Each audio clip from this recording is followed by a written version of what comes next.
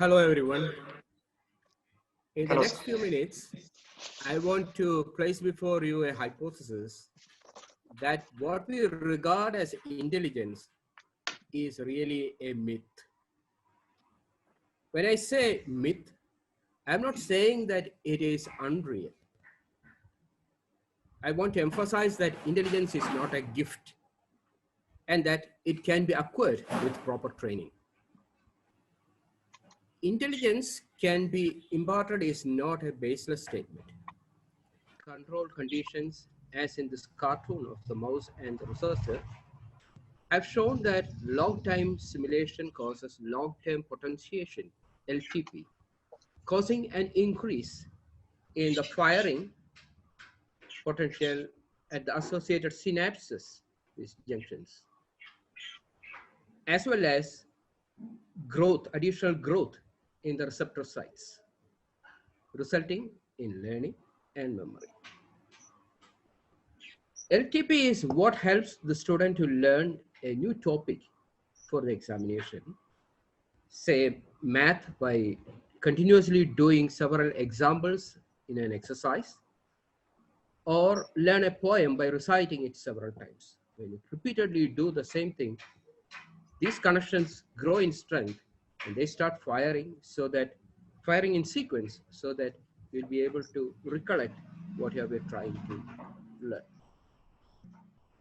So it has been a question for long what intelligence is.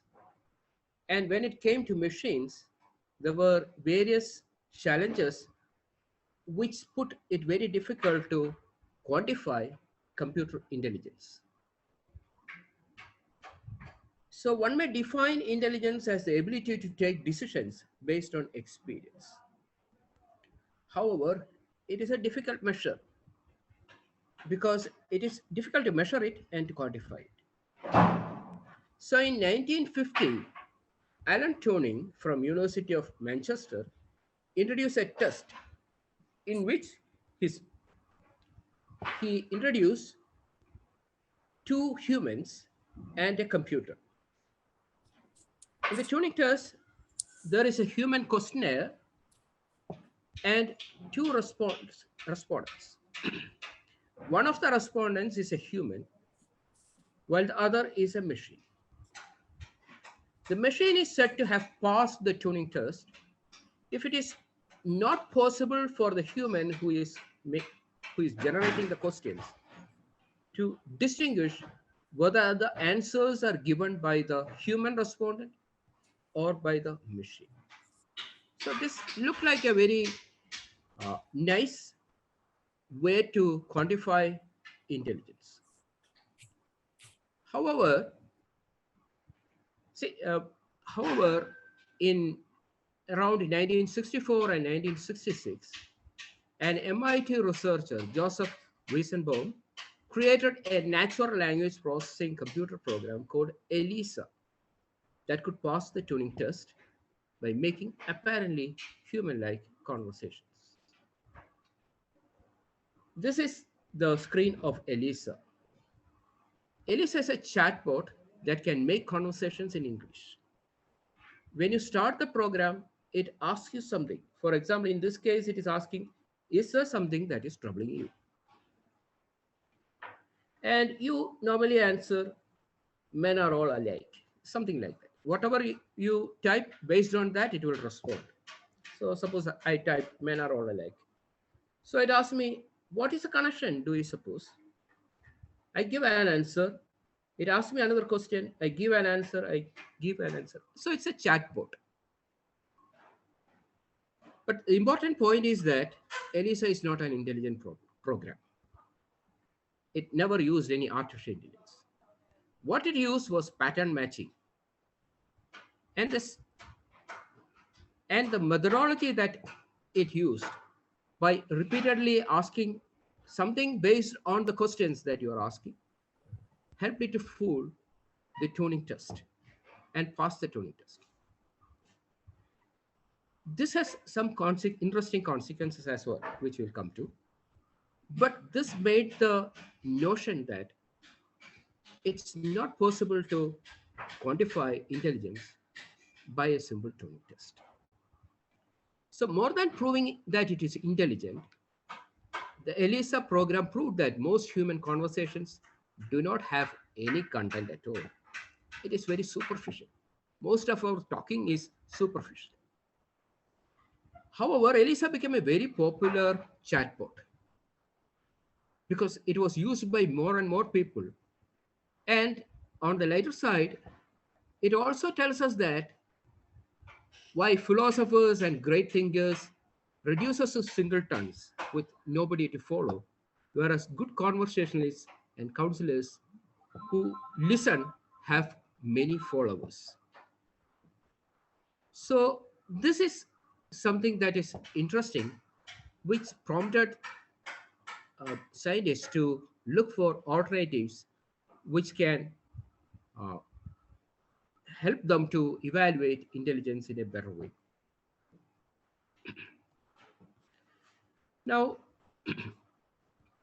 the question that we need to ask is, can we conclude that based on the tuning test that intelligence is a myth because we could fool the tuning test?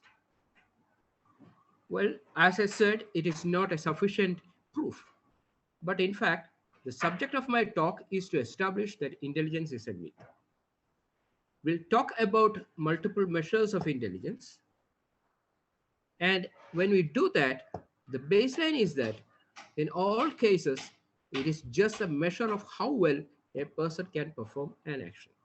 For example, a music smart person may be able to sing well, a picture smart person may be able to paint well, body smart may be able to do some athletics, people smart may be good in conversations, and likewise. Now, these are all different forms of intelligence. But the measure that we use here is the same. The measure that we use is how well this particular person or individual or group is able to perform the given task. And it is in this context we are going to discuss artificial intelligence. Artificial intelligence is an illusion that the machine is able to solve a problem logically, while all it does is to learn how to address a problem based on how similar it found a solution in a similar situation. So, in reality, this is exactly how students learn to solve math problems to score marks. He works out exercises with multiple examples to understand how similar questions are to be answered. In machine learning, we call such training examples the training data. All that concerns a student at this stage is the problem description and the given target solution. The understanding of how to solve a problem usually precedes the reasoning, the why. Although this is just for the illustration. All that probably concerns the student at this stage is to get good score and reputation. And this is a typical example for a kind of learning called reinforcement learning that we use in artificial intelligence. Of course, we'll have a vivid picture of all these things as we progress through this talk. So let me put forward my proposition. My proposition is that intelligence is the flexibility of a model.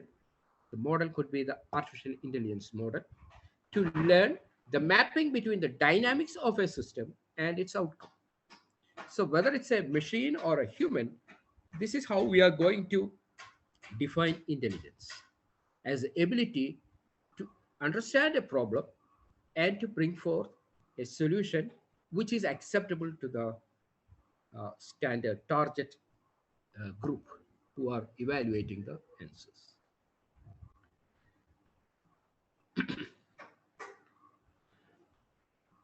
So the converse is that nobody is born intelligent. and intelligence can be acquired or intelligence can be imparted through proper training. For example, in this particular example that is shown here, I can say that it is going to rain if I know for sure what is the exact form of the likelihood for it to rain when I see cloud. So this is the Bayesian probability where I say that if I know the likelihood for it to rain when there is a cloud like this very precisely, I'll be able to precisely make the prediction whether it is going to rain or not. So, in other words, it is my ability to estimate this likelihood precisely that decides whether my prediction is correct or not. And this is true in the case of humans and also in the case of machines. So, because we are comparing humans with machines, let us try to understand how our brain functions. The brain, as you see here, is a single organ with multiple functional units. So you can see that each of them does a different task, although it is all part of the same thing. However, all these units that you see as in different colors are composed of nerve cells called neurons. So this is the typical neuron. All learning in the brain happens by adapting the exchange of chemicals between two neurons. This could be one neuron, this could be another neuron, and these are the synapses between which chemical transporters carry information from one neuron to the other. And this strength is what we talked about in the first slide. The stronger the strength is, the more likely it is to perform the firing task.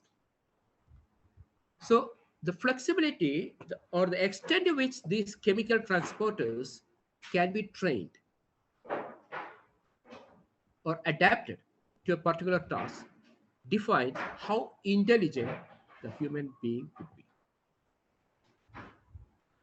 And we need to differentiate something here. For example, in the case of birds, they build very beautiful nests, and it's almost impossible for humans to mimic it. But these informations are hard coded in the brain, which means that it is not to be regarded as intelligence. It is only like casting a beautiful shape with a die. It produces the same outcome every time. Intelligence, in contrast, is a flexibility in learning a new task, visualizing a new situation, and producing a new outcome matching to that particular situation.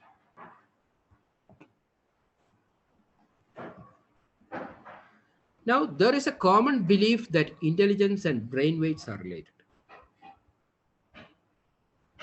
We'll address this when we come to deep learning, which is a later technology we'll talk about, where we see that one has to increase the size of the network.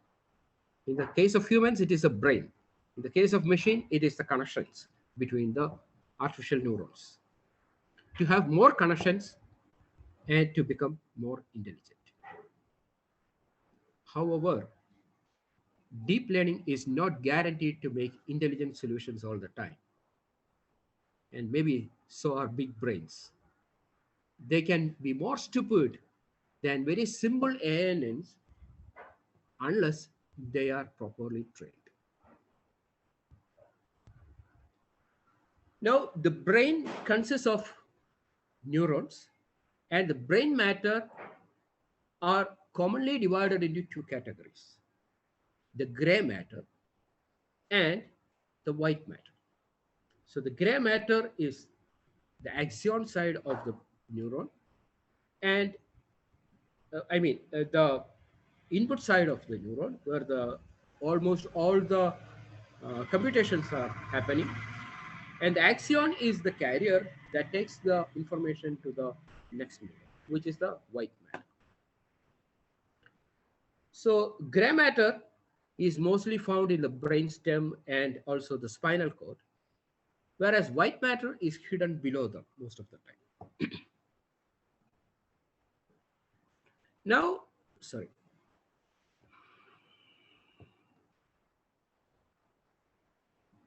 okay. It is it is understood that gray matter represents information processing systems in the brain, while white matter is necessary for estimating or establishing connections between the pieces of information.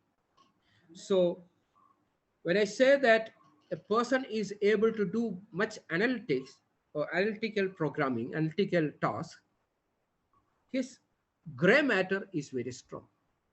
But if a person is able to make connections between different contexts, the white matter is much more prominent. Now, there is an interesting paper which appeared in 2005 uh, where they reveal that there exists interesting sex differences in gray and white matter processing in the brain. Gray matter is more in men, while white matter is more in women. Thus, although men are very efficient in analyzing things systematically, women usually are capable of integrating pieces of information to make much more robust conclusions than men, especially in social matters and human relations. Now, the role of this lightning effects in the brain, which we call the nerve net, has been known for long, and we knew that it is the it is where the intelligence of the person resides. However, the first artificial neuron was proposed by Warren Macaulay and Walter Pitts in 1943. It had a shape as shown here. This is very much similar to the natural biological neuron, where instead of these dendrites that accept inputs from the nearby neurons, you have inputs here.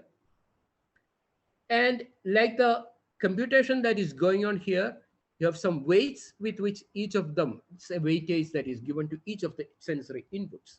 So something is more relevant than the other, then it is given a higher weight than the others. So you have a set of weights.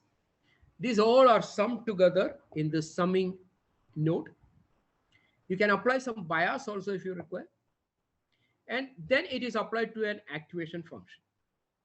The activation function means that is what decides whether the output should come or not. So the simple activation function is a threshold function. Threshold function means if the sum is greater than a certain threshold value, then the network fires and you get the output Y. But if it is below a certain value, then in that case, the network won't fire at all. Now, the original artificial neural network that was proposed in 1943 used a threshold function, which was a step function, meaning that if the value of the sum is greater than a certain value, the output comes. Now you can replace this activation function with a linear function, which varies linearly. And in that case, whatever is the input, a linear value of that, linearly proportionate, linear means proportionate value, will be the outcome. And another form of neural network, which used a nonlinear function, was found to be efficient in doing nonlinear mapping between inputs and outputs. And most of realistic situations are nonlinear, and we need this kind of nonlinear mapping for mapping. So in that case, what people used is called a sigmoid function, which looks like a function somewhat like this, or a tangent, a tan HS function, and an algorithm called backpropagation, which was proposed by Paul Verbos in the 1980s. And that was a big breakthrough in the design of artificial neural network. And we can say that it is from that date that artificial intelligence and artificial neural network became interesting topics for researchers, and it was pushed forward much further in the later years. Well, as we have just stated, the two major units that made AI possible were the choice of this activation function and the backpropagation algorithm. And I must say what backpropagation algorithm is before I proceed. Suppose I give some random weights here. I have the same inputs coming here, and it has some value. Suppose it fires, meaning that you get an output at y. And assume that in this particular situation, when you gave this input, you did not want the network to fire. You wanted the network to remain silent, but it fired. So that is an error. And you measure, there could be many similar nodes, many similar uh, uh, network nodes. Each of this is called a node, and each of them may be firing at inappropriate situations. Now that all produces an error. You add up the error and you send back this error to the backwards through the circuit and adjust the weights in each of them so that eventually you fire when you desire to have it fired. So this is the idea of backpropagation. You are propagating backwards the error through the network. So you have an error surface which defines how these values change and how the error will progress depending on that. If a change in one value produces a big error, then you have a steep fall in that error surface. Or if a change produces only a linear variation, then you have a steep then you have a linear uh, slope increase in the slope, just like climbing up and down a hill. So when I started my PhD in around 1996 with Professor Babu Joseph at CUSAT, ANN was evolved in its evolving stage, and people used different kinds of activation functions just to match the requirement, and they were picked up by hand. So we first thought of developing an adaptive activation function that could change the shape according to the data. So instead of trying to pick up what suits for a particular situation, particular solution, we are having an adaptable activation function which could be used for all different kinds of data. And this work got published in Neurocomputing Journal, and uh, this was also used in later to predict the rainfall patterns observed in the state of Kerala from 1893 to 1980 over a period of about 87 years. And interestingly, the adaptive activation function, I must call it, showed better accuracy than existing models. This is because suppose I want to uh, build a cylinder, my building blocks should be almost cylindrical in shape. If it is in cylindrical shape, then it is easy for me to, or something that is matching to the particular shape I want to build, it would be easier for me to do it. If it is rectangular boxes that I'm using to build a cylindrical surface, it is difficult. It's almost the same thing about the adaptive rectification function. When you want to have a particular outcome, you have to adapt this activation function accordingly, and that is the reason why it was able to give a better result. Now, the other challenge that was faced at that time, not now, at that time, was the design of the backpropagation algorithm. Backpropagation algorithm, as I said, try to adjust the weight in this network so that you will be climbing down the hill where the hill represents the error surface. As you can see here, there could be several potholes in this hill into which you can fall. Because gradient descent only tells you that you should be moving along the negative gradient, which is in this direction. The gradient is always negative in the when you climb down the hill. Gradient descent only tells you that you should be climbing in this direction, but I can climb down in this direction or this direction or this direction, and maybe I'll fall into this pit. So this is called the. Then we say that the network has got trapped into a local minimum rather than reaching the global minimum, which is the ground, real ground. So this was a problem that this artificial neural networks had at that time. So what we proposed at that time, this is again the second work I did with Professor Babu Joseph. It's called the difference boosting neural network, where what we did is that we use Bayesian probability for computing the direction in which I should be moving down the hill. So this network is still in use, and it has a lot of application even after 20 years since it was made. I just incidentally said this just to give you a feel of what I worked with Professor Babu Joseph while I was at CUSAT as a student. Okay, let us come back to our cost of on intelligence. I give a definition for intelligence, which I'll continue to negate. Intelligence I define here as the ability to learn and apply knowledge.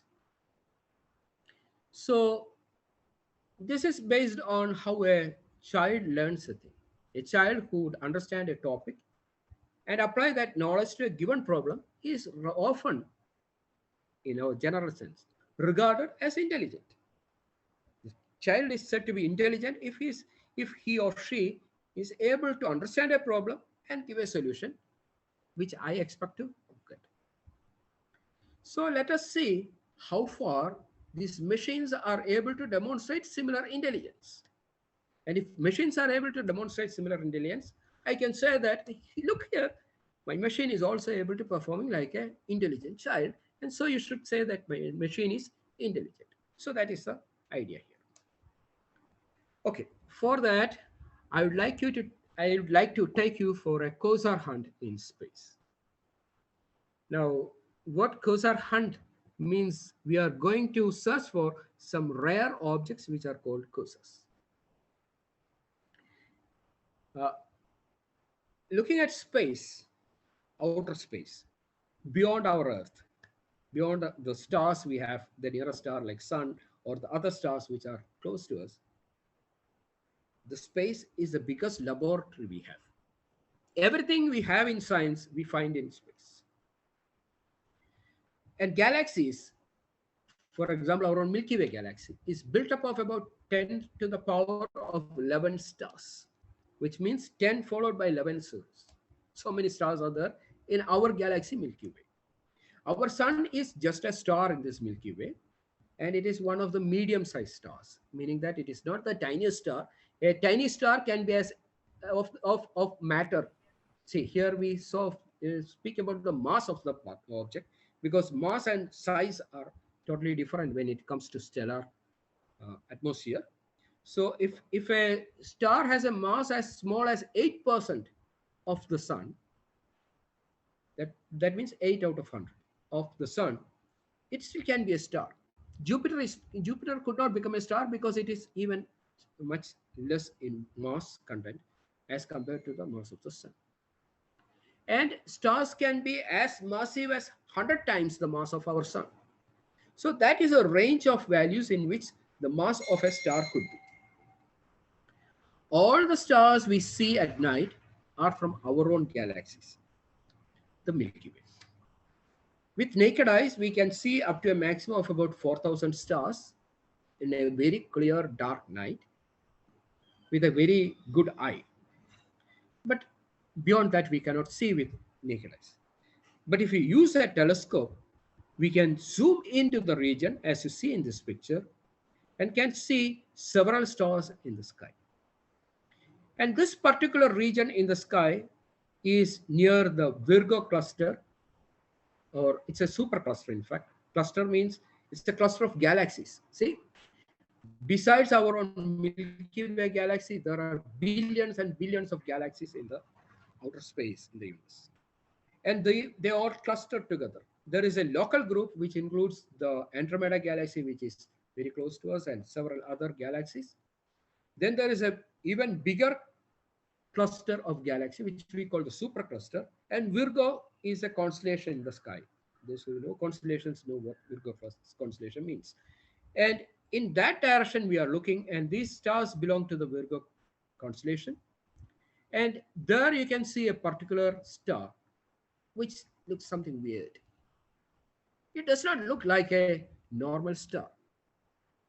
So if you use a powerful telescope and look closer at this region, you can see even more stars there, and all of them are named with this kind of numbers, which is the way in which astronomers usually number stars. And if you still zoom in with a powerful telescope like the space telescope we have, Hubble Space Telescope we have, you can see something here. Looks like a tail. And this star was not observed to be having this tail before, but when the radio astronomers were doing some studies on the radio sky, which means that see, electromagnetic radiation includes radio waves, gamma rays, X rays, all others, all other things, including visible light that we see. So in 1950, when they were doing the all sky survey, they saw some radio signals coming from a particular region in the sky, and they were not able to find out which is the counterpart, optical counterpart, causing these radio waves to be seen. And later only, when they kept on trying to figure out from where these radio signals are coming, and when they had bigger telescopes, they were able to see that it is coming from this region, and it belongs to this particular star-like object that we are seeing. And since it is not a normal star, they looked at the spectrum of the star. Spectra is something we know that VIBGYOR, the colors that we get when ordinary light passes through a prism, is a spectrum. Likewise, we can have spectrum of a star. And you know that you need a bright light to produce a spectrum. And stars are very faint. And this star cannot be seen even with naked eye. So it's not possible to easily take the spectrum of this star. But astronomers managed to take the spectrum of this star very patiently, looking at this particular region using big telescopes for a long time of exposure. And they were able to take the spectrum, and they found that the spectrum does not look like any of the stars they had known for so long. So these are, they called it quasi-stellar objects because they are not stars, but they look like stars. At least they have bright light coming out of them. And because they are radio objects, they called it quasi-stellar radio objects, or quasars in short. And now we know that only about 10% of these quasars have radio waves coming from them. Quasars are very rarely seen in the sky. And before 1960, there were only a few quasars known to us. However, there was a dedicated survey called the Slow and Detailed Sky Survey, SDSS, that is still going on, which has been doing continuous observation of the sky for the past 20 years. And by 2007, they identified about 150,000 quasars spectroscopically. They used optical fibers and very complex techniques to do the spectroscopy. So this is a highly challenging job, but they managed in 10 years to get this much of spectra of quasars and classify, spectroscopically confirm that these are quasars. So in 2007, when Sheila Abraham, who was my PhD student at that time, she joined me in an ISRO project. She came up with the idea of using the difference boosting neural network, of which I told before, to predict whether a particular star you see in the sky is a quasar or not. And she was indeed able to predict that about 2.43 million quasar-like objects in the sky with a reliability of about 99.51%. which is very, very high, which means that it is just close to 100% accurate. And this comparison was made by comparing her predictions with known causes predicted by different other methods. Now, this paper got published in 2012 in the monthly notices of Royal Astronomical Society. And the SDSS is still continuously doing observations. The interesting point I want to emphasize here is that while SDSS took 10 years for identifying 150,000 quasars, her code took just 30 minutes to identify this 2.43 million quasars from the SDSS photometric data. So that fast are machines as compared to humans. SDSS is still doing observation, and we are comparing the accuracies in our predictions with what SDSS confirms. And as of now, it is still 96% accurate compared to the 10-year-old predictions that were made by the tool she made.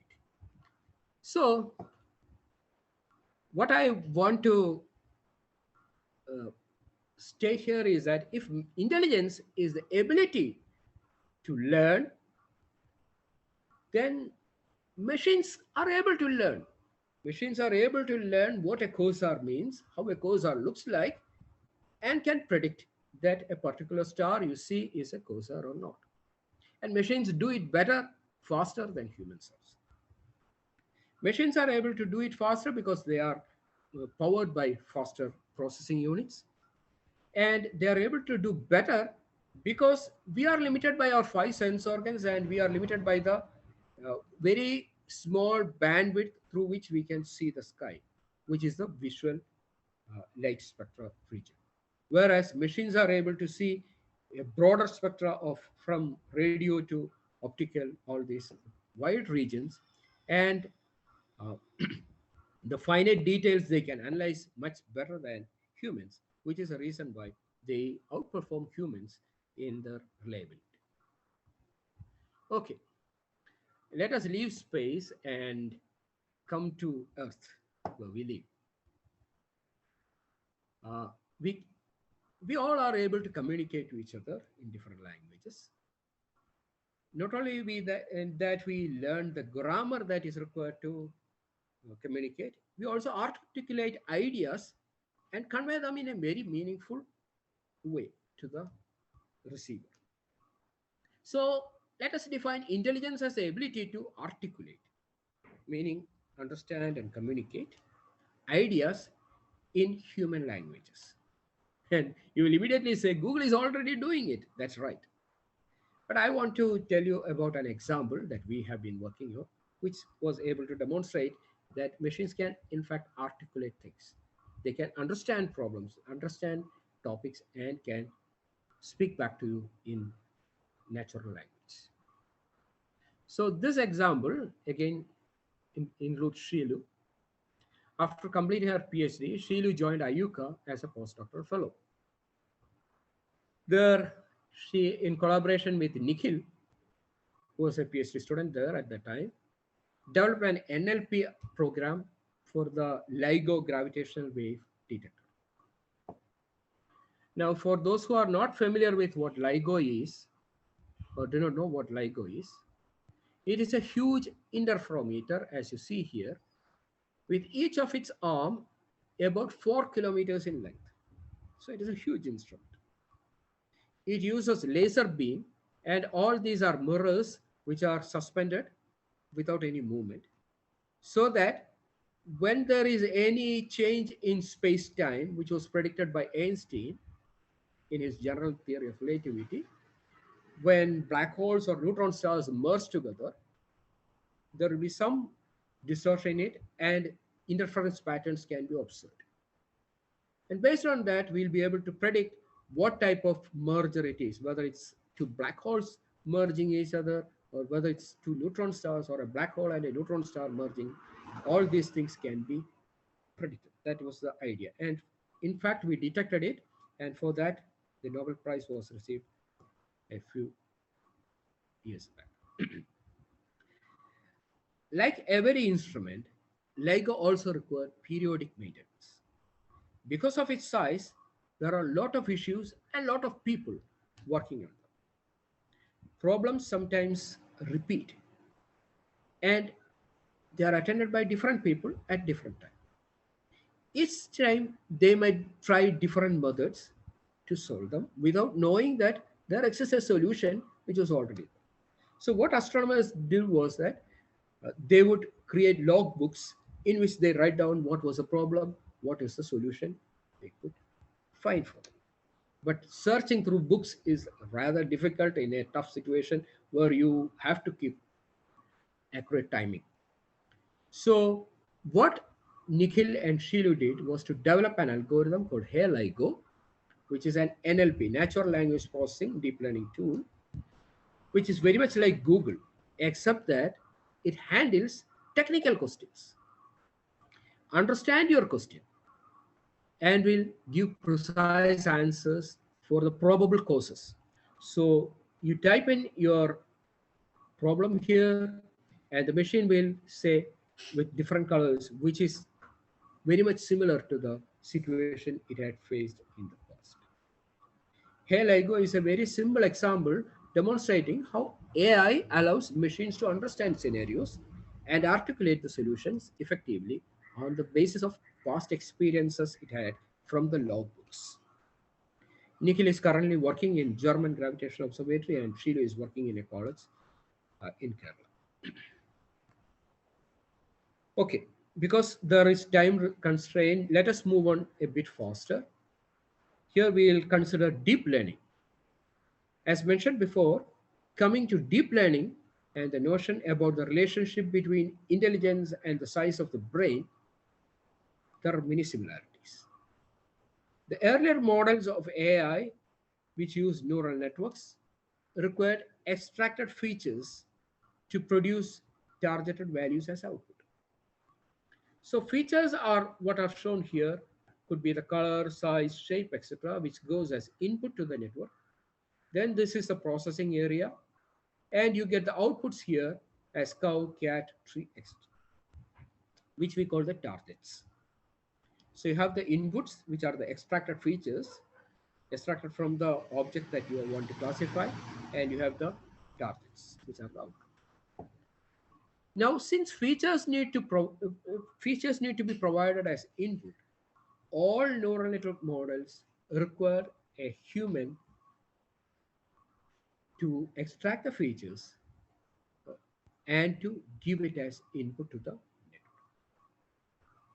So doing that limits the performance. I remember what I mentioned about the likelihood function. Because when I extract features, I am limited to the data size and also to the information content in them. Meaning that it produces a lot of limitation based on the way in which I extract the features. So feature extraction became a very popular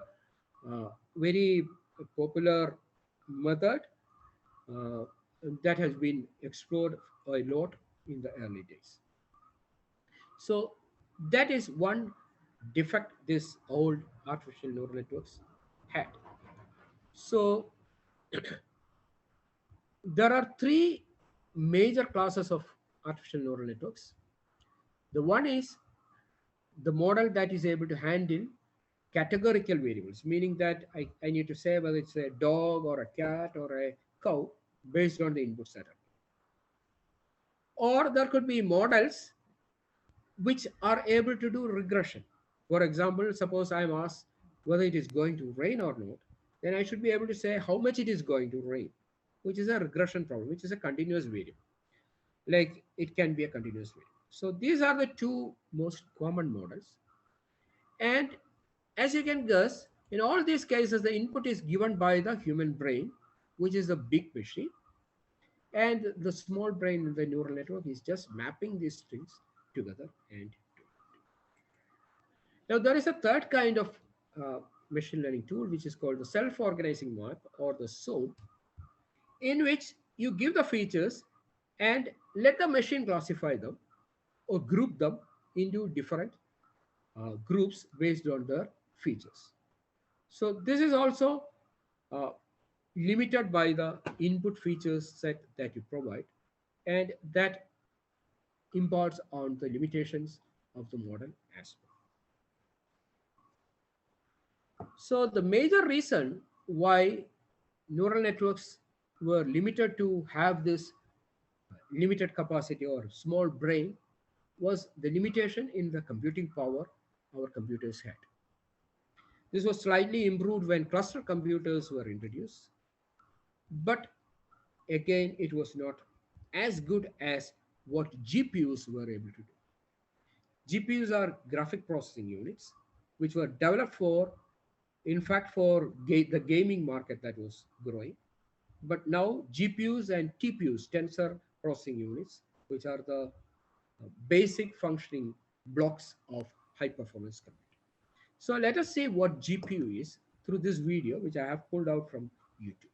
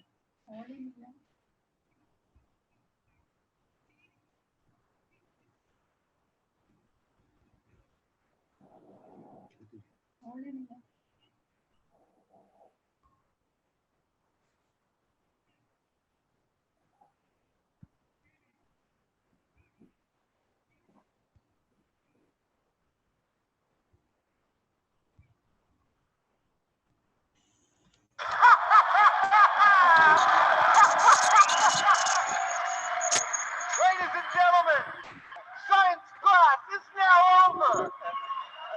Thank you. I'm sorry that there was no audio that was available with the video. I don't know. Maybe it's a issue with the uh, way in which it is transmitted. Next, for the next time, there is one more video. I'll just unplug my microphone and speak so that it will become audible.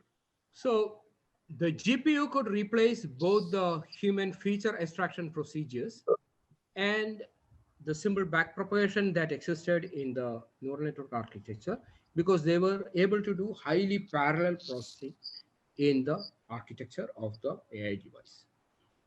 The GPUs led to huge networks that had several thousands of connections instead of a dozen or so that existed in earlier models.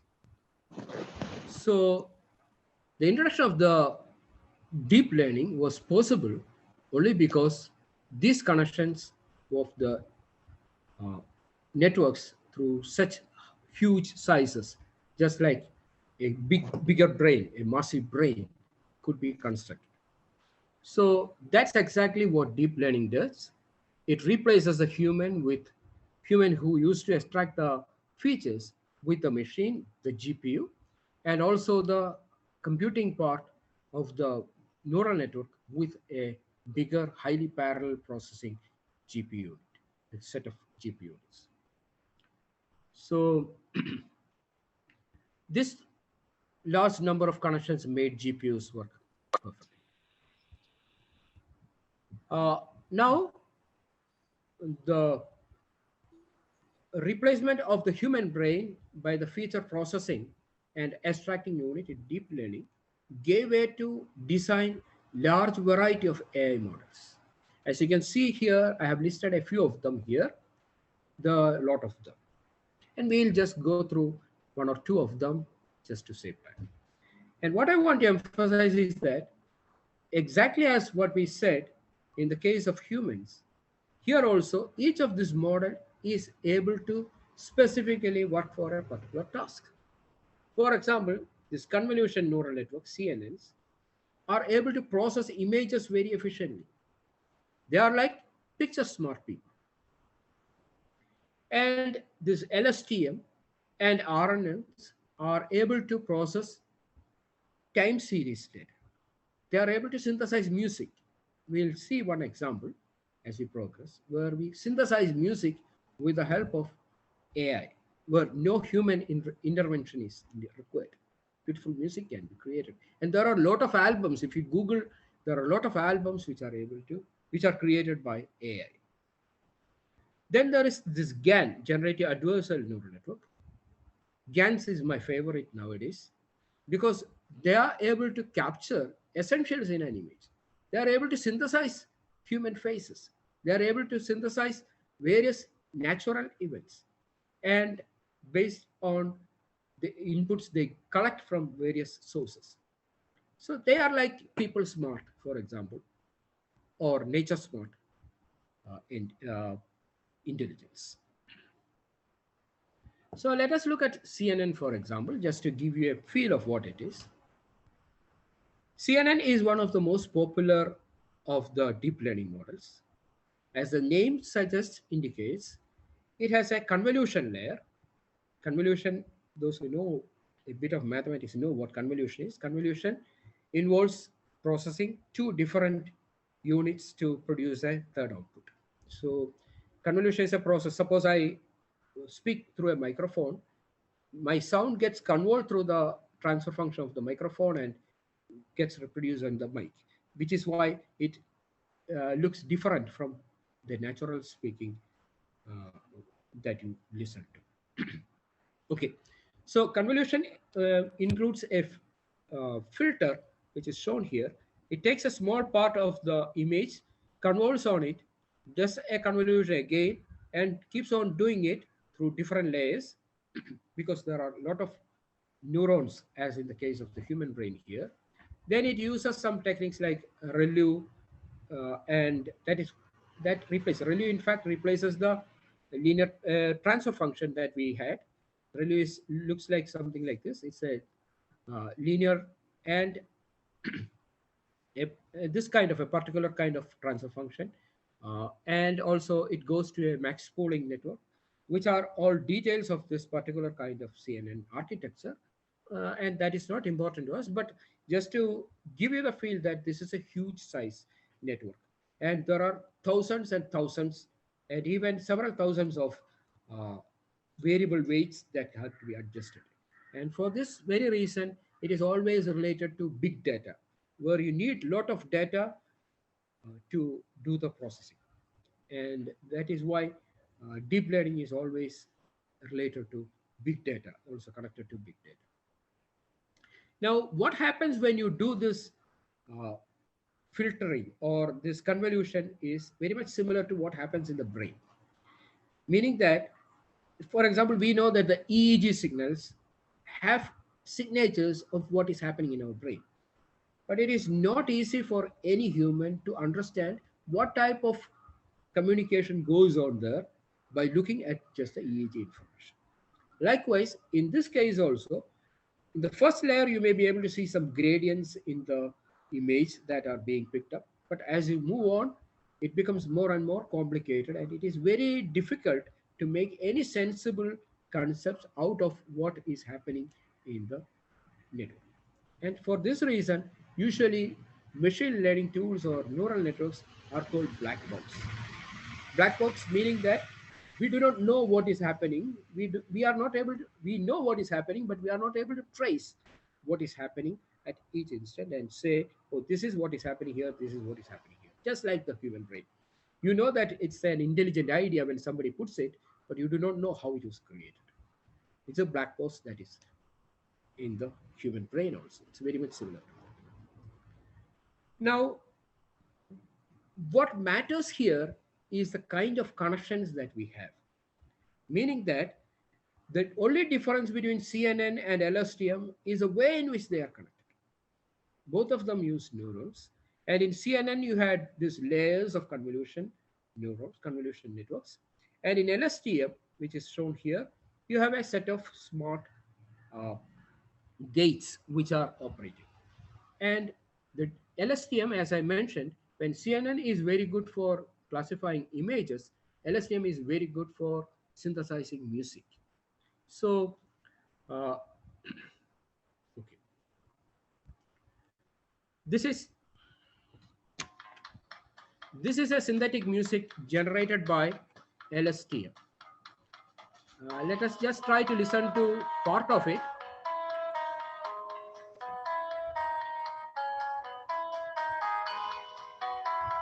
I hope it is audible.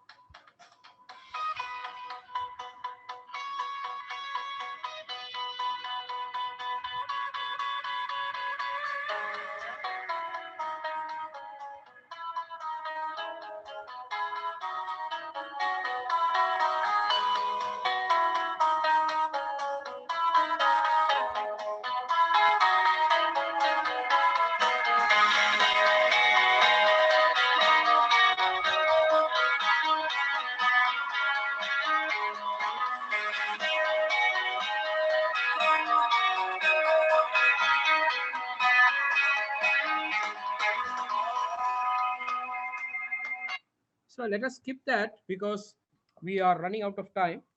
But if you Google for synthetic music made by AI, you will find a lot of them as you uh, Google will pull down a lot of them. Now the GAN which we talked about is able to do something similar, and it in fact does something similar. So the GAN is an AI algorithm. The main difference here is that in all the other cases, you had the images, you had the network, and you had the output. But in GAN, you have something called a discriminator. What, sorry, what this discriminator does is it is able to verify your input that you are giving here, and this input, the real image input that you are giving here, is transferred to a latent space where it's a reduced space. It is kept there, and the machine itself generates some random images with the help of this generator. It uses some random noise vectors to do that, and it also transfers that to the latent space. So you have from the real images some quantity that is derived, which is in the latent space. You have from the synthetic images, synthetic means very random, noisy image that is generated, transferred to the uh, latent space. Now, what the discriminator says is only an yes or no answer. The discriminator says this is a real image and this is a fake image. Now, when the discriminator does that, it uses some algorithms to do that. Algorithms are also generated during the process. So it is not that we are giving some coding which says that this is a real image, this is a real image and this is a fake image. The discriminator itself is able to generate its algorithm. Now, but when the discriminator makes that, what it does is it feeds back that information to the generator so that when the next time it generates the data, it is able to know that it is at least have a feel on what are the things it should focus on to make the or to fool the discriminator thinking that it is a real image. And this process is repeated until after some time this generator is able to create realistic looking images fooling the discriminator, which thinks that what it creates is a real time. Once this is done, you can remove the generator and generator from the rest of the circuit, and the generator will keep on generating images. And I have, for example, here an example of human faces. All these faces you see here are taken from a paper on the progressive growing of GANs for improved quality, stability, and variation that was published in 2017. And you look at these images, they look realistic, synthesized by AI in the process. So, this is the kind of creativity. I want to call it creativity because this is artistic creativity that GAN is able to do. So, if intelligence is the ability to be creative, machines are already creative. They are able to capture information on how a face of a human should look like and what is attractive, and all these images were images used for creating these synthetic images were taken from what is called an image net, which is a big data set mostly of celebrities. So all of them were beautiful women or men that were in various fields of film industry and advertisement, etc. And those phases were used to train the network. And once the network understood what we mean by beauty, it was able to create those beautiful images. Now, towards the final part of my talk, I also wish to discuss what is going to be the future of humanity and AI. One of the things that is missing in all these things is what we call consciousness or awareness. Machines have already proved to be smarter or intelligent than humans in many areas like music, art, and even in intelligent decision making, where you drive an autonomous car, for example. But they lack what we regard as consciousness or the awareness of being.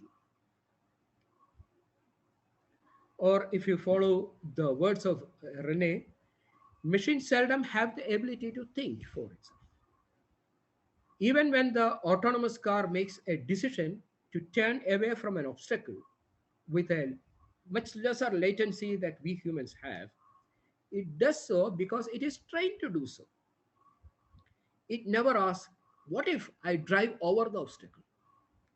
But we humans do that. So this takes us to a fundamental question: who am I? And I consider this as a challenge of AI research today and perhaps for the near future. So, this consciousness and awareness and who am I is a $1 million question. To whom do I converse all the time with? In fact, each of us always have two sides of me in us: the side that favors me and the side that opposes me. The side that tells me that I should do something and the side that tells me that I should not do. Who is the self? To get a better picture, let us get back to our brain. We have already said that the brain is a single organ with multiple functional units. Each unit is independent and is at the same time connected to each other. It is like an orchestra where independent instruments make independent sounds, but everything is well synchronized and harmonized. How is this possible? Well, that is because there is somebody called a conductor who conducts the orchestra, whose movements everyone synchronizes with. And any person can go insane if this synchronization in the brain is lost. And so is in the case of the orchestra. If the synchronization is lost, it is lost. Okay, you remember the GAN that I mentioned? It had real images and fake images generators. There was also the discriminator, which is, in a way, a miniature version of the self. In this context, the real images might stand for the real sensory inputs that goes into our brain. And the generator could be the random thoughts that are being generated. Like, what if I run over the obstacle? Of course, I must admit that this is a very highly huge reductionist version of the human brain. And also, it does not have the potential of the human brain. But nevertheless, it gives me a clue about self and what it could be. Let us just go to the biology side of this. In, a, in an article, Brain Machines Involved in the Decision Making by Salvatore, they studied brain damaged individuals and concluded that there is indeed a decision processing unit in the brain, who is the conductor of the orchestra. And that is what we call the ventromedial prefrontal cortex. So this is what helps us to have questions within our brain and make decisions based on what everybody does, what is intelligent decision, things like that. And it is situated at this region in the front lobe of the brain, and it is generally associated with risk and fear, as Wikipedia says.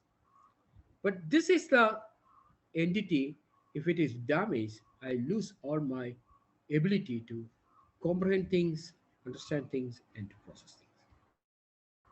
And like the discriminator in the brain, this is what acts in the human brain to give the feeling of the self. If I just try to generalize my GAN model to have more number of discriminators and in my real images with more sensory inputs and the generator with more number of generators, then probably I'll be able to develop something which generate consciousness in the machine. Personally, I am very much optimistic about building a scaled up version of GAN to introduce consciousness in AI. In this paper, Solomons, in fact, gives some very essential inputs for how this can be done. We, for a long time, thought that dreaming is associated with the REM movements, random eye movements, that usually are happening at the beginning of a deep sleep and just before the waking up time. But now in this paper, what they say is that it is not like that. It is related to the frontal part of the brain. And what I believe, and this has been my notion for a long time, is that dreaming is playing a very essential role in making us intelligent. And if you look at the breakthroughs that have happened at different times, most of them, for example, historically, the Benson ring was discovered in a dream. Many eminent scientists have related the dreaming habits with the discoveries they have made. So, dreaming computer was one of my talks in a few years back in a conference that I gave. But this finding, which I recently came across, very positively says the importance of dreams to our brain, building our brain. So, my proposal is for a conscious AI GAN, or I call it a say GAN, which has a dreamer also in addition to the real and the generators that we have. It has an array of real image processing units, synthetic image processing units, and the dreamer. that builds synthetic images wherever for addressing situations for which there is no real data available. Ironically, for those who know Spanish, Kaigan means fallen. And for the theologians in this group, it is representatives of Adam and Eve who fell from the Garden of Eden when they became conscious of themselves. The future I look forward is to have a healthy working relationship with coexisting Saigans and humans. We can talk on this more perhaps in future. Thank you very much. Thank you, Dr. Nainand, for this wonderful talk. Very excellent presentation, really scholarly, highly informative, and a lot of curiosity arising inputs. Well, you started with a question, what is intelligence? And the proposition intelligence is a myth. I was just thinking how to demythify this proposition. Is it all a need? Is it a need at all? Then on ended with deep learning and the future applications and implications for humanity, and a good number of questions. What strikes me most is the interdisciplinarity. You know, the number of disciplines that you have embraced in communicating artificial intelligence, starting with neuroscience, biological sciences, cosmology, astronomy, mathematics, certainly some philosophical questions, and finally some theological questions like Sagan or who am I, or what is consciousness and awareness. I think a lot to discuss, a lot to discuss. So this is a wonderful opportunity for us to interact with the resource persons. I conclude, over to the floor. You may ask, this is a family of students, faculty members, scientists. Feel free, and certainly you can express your comments, concerns, clarifications and questions. Welcome, everyone. Please feel free. Welcome, Dr. Babu Joseph. Thank you, Father Binoy. I'm a little nervous about uh, saying anything now because it was me too who started the ball rolling years back in this part of the country. Later on, Sajid took over and has been doing a very wonderful job. I'm very much impressed by the progress made in this area, especially by Sajid. Towards the last part of his talk, he raised the philosophical question, who am I? The question that Descartes asked, and the answer he gave was, I think, therefore I am. I think, therefore I am. What is thinking in terms of machine intelligence? We are yet to know. That requires the unraveling of the mystery of consciousness. Sajid has come to the point of saying that it may uh, reside in the activity of the prefrontal cortex. I wonder whether our self is housed there. Self. And in that case, it is a control center. Self means the control center, to use another metaphor. So if that is the control center, how did it come into being? Of course, there is another theory called self-organization. Uh, that means the system self-organizes itself into a set pattern. So is the self or the prefrontal cortex a part of this kind of self-organization that is happening inside the human body, not only in the brain but throughout the body, because the nerves run through the body and they collect inputs and only processing and outputting take place in the brain. So I think Rajit and this wonderful group will be able to shed further light on these questions. And we are happy that he has found time to report on the progress that is being made. I wish you all the best. Thank you. Thank you, Dr. Babu Joseph. The floor is open. Some quick questions, we would appreciate that. Good evening, sir. I am Father Ramlet from Calicut, St. Joseph's ICC School. Myself and my faculty members are here listening to your talk. Thank you so much. I want to ask you an open question. I would like to ask you a question. You were talking about consciousness towards the end, and I thought that is the best conclusion and summing words that you posed. Sir, if the artificial intelligence and machines cannot reach the level of consciousness, how long will our research go on? What is your dream on that? On all these things, all these digital things and all, because unless that is there, and is there any scope in that line? We do not know whether we'll be able to come to a stage where we say that machines are as conscious as we humans are.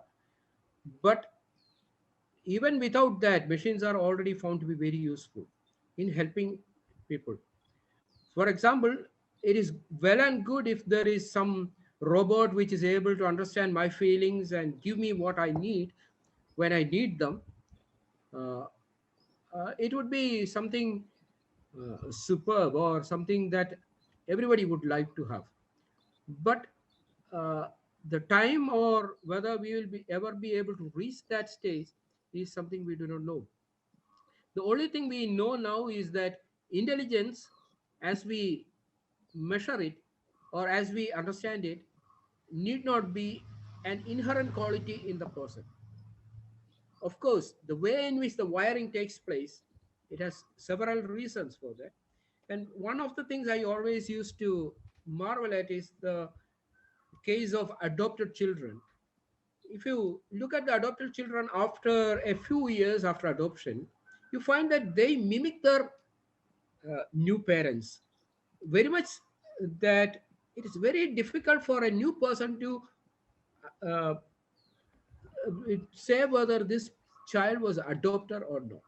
So the way in which this learning takes place in the brain, human brain, is really much more superior and much more beyond what we understand about intelligence in the case of machines. But the feeling is that it could be a scaled up version, or it could be in the future. We do not know when, where all where we may have newer machines, or we may have more intelligent machines that are able to handle these things. We'll be able to understand it better. But even if consciousness is not there, which is not at all there in any of these machines, no machine will tell you why it is doing something. It does just what it is told to do.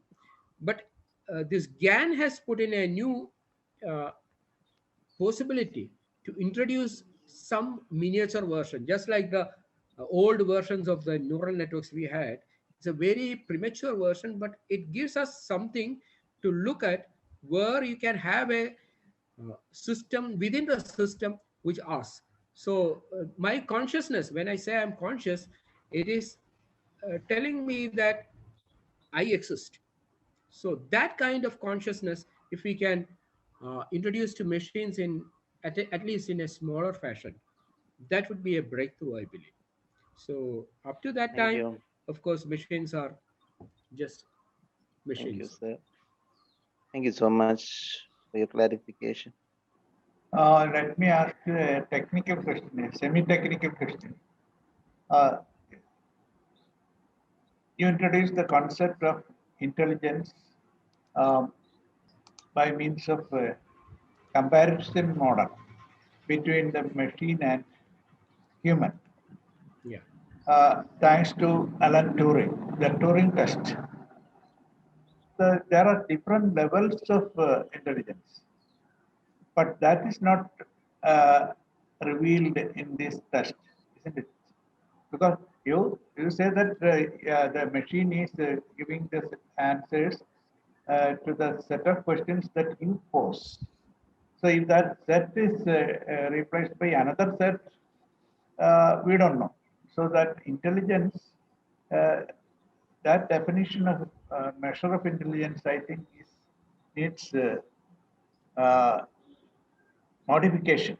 There should be Yes. different grades of intelligence. So there is no reference to the set of questions that are posed, that are placed before the computer. So if naturally, if the human is placed in the place of the computer, you may expect the human to be able to answer more questions than the computer. So there comes a variation, in fact, between the human and the computer. That point is not addressed in the conventional Turing test, isn't it? And that's right. That's right. Of course, the Turing test is just a very primitive way in which it could be classified. Nowadays, what people do is to, for example, in the case of the autonomous driving cars, it has to face all the situations that a human would face, and it has to see whether it's a cattle that is going across the road. It has to see whether there is a pothole on the road. It has to see whether it is going on the right track. It has to decide where it is going and what path it should take. It has to look at the traffic. It has to look at a vehicle that is coming across it. So all these things are being integrated. Of course, all these are programmable logical things. So the intelligence here is programmable intelligence, and anything natural, that is not there in these machines. Of course, Still, that is what. accidents have been reported in United States, for example, in which electric cars are involved. A human driving the car would not have made such mistake. So Yes, the that's true. uh, uh, That's true. Because most of the time, what happens is that some of the situations were not envisaged in the training process, because all these machines are now trained to do something. As I mentioned, it's never asking any question. It's not dreaming. These machines are not able to dream about the possibilities. So that is where we need something which some machines which are able to dream, envisage situations that it has never encountered before, and is able to develop solutions on its own for handling such situations. For example, although I have never been before an elephant, I know what to do if I accidentally come in front of an elephant. So that kind of situations, which can perhaps occur in my dreams, they need to be used to train me, train the machines. So that is where this dreaming unit in the machine becomes essential for designing machines which are able to do more intelligently on problems. dreaming and intuition are synonymous to some extent. Yes. Uh, Dr. Sanjeet, any final suggestions or to the future researchers over here? Some of them are students. Some areas you may propose, or any uh, quick comments or suggestions to the research-oriented students present here. Just like the all these areas that I mentioned are in fact very specialized areas.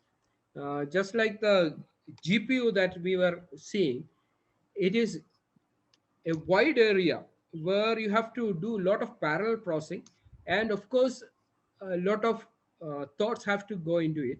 So I won't suggest any specific area into which the students should focus. Rather, what they need to do is to pick up small problems, try to understand it in detail, and that is where more of the work need to be done now. For example, uh, some of these models which are working, we are yet to understand exactly how it can be improved. Some of them, as I mentioned, some of them have issues which just drive them away from reaching the global minima when the training is done. What we do now is to give lot of time on the GPUs to train, But if we can see, I mentioned that this backpropagation algorithm was a breakthrough. Backpropagation algorithm was a breakthrough because it could uh, very systematically say in which direction I should be moving so that I should come to a global minima in my errors. So to minimize the errors, to minimize the time that these computers require, if we can develop algorithms, those would be very much uh, futuristic, meaning that those are the areas in which there is a lot of work that is going on. Then there are application areas where all these things have to be applied. Most of the time people take these as black boxes, just like giving some random input and they are expecting some output, and they won't get the output and they say that the machine is not performing. It is not like that. All these machines have some set patterns for which they are designed. As I mentioned, these convolution neural networks are very good for processing images, whereas LSTM and RNN models are very good for processing time series like music like data, or things that are evolving in time. And GAN is very good for synthesizing images, for synthesizing patterns, new patterns. So all these have their own areas of uh, importance and specialization. But of course, this is a vast area and it is very difficult to say which is good for research, which is not good for research. One has to discover it themselves. Yeah. I think Ajit Kumar has raised a question. Ajit? Hello, sir. Good evening, Sajid sir. Good evening. Sir, I am a student from St. Thomas College, Coimbatore, BSc Physics. Okay. Passed out in 2001. Okay. I happened to be less fortunate to get your classes because I was not doing MSc. There is a big thanks to you, sir. And there's a small question which may sound a little fictitious. Like when I was watching the movie Matrix, I used to wonder since then, like if at all a time when it comes where machines takes precedence, where um, machines, as you have been saying about the intelligence which makes them capable enough to control humanity, if at all such a scenario comes in, uh, what would be the possible center, meaning for us there is a decision point, we have a center, we have a what you call we have our units to which units which can make our own decisions or differentiate things. Is there any such center which could be associated with these machines, which can be, we can call it God or X or Y or Z or whatever? So I was very curious about that. Okay. See, this is a fear that most people have about whenever we come across machine learning and artificial intelligence. What will happen if the machines take over? The Yes, sir. most promising thing about machine is that if you switch it off, it will go off. So there is Yes. a switch which is attached to all the machines which you can switch off. Uh, But suppose the machine itself removes that switch and fake it as a real switch and fools you, that also can happen when it becomes intelligent. So see, we have dealt with the coronavirus, so there will be some way, and that will be the Sir, opportunity for I new mean, research. yeah, the possibility there could there be a possibility that at least for human beings, we have at least we can we have that autonomy. Would that be anyway? I mean, shared with, Challenged by these machines. yeah, No, even today, humans are doing this kind of tricks on others. They are yeah, other species. taking, yeah, other species and on other humans also. So whoever has the Yes, control, whoever has the control, they can take the information from others, misuse it, yeah, and create issues. So um, there is as of now, there is no possibility that machines will be able to do that, but humans yes, who have control over the machines might be able to do mischievous can things. manifest. Yeah, Yes, sir. That's a Thank fact. you so much. Thank you so much, Definitely. sir. After seeing you after a long time, also very happy to see you, sir. Thank you so much Sure. for your Good. kind words. I think almost Uh, we have yeah. done. Is there any question? Now, one thing is processing more important. Which is more important, processing or the other thing, connections?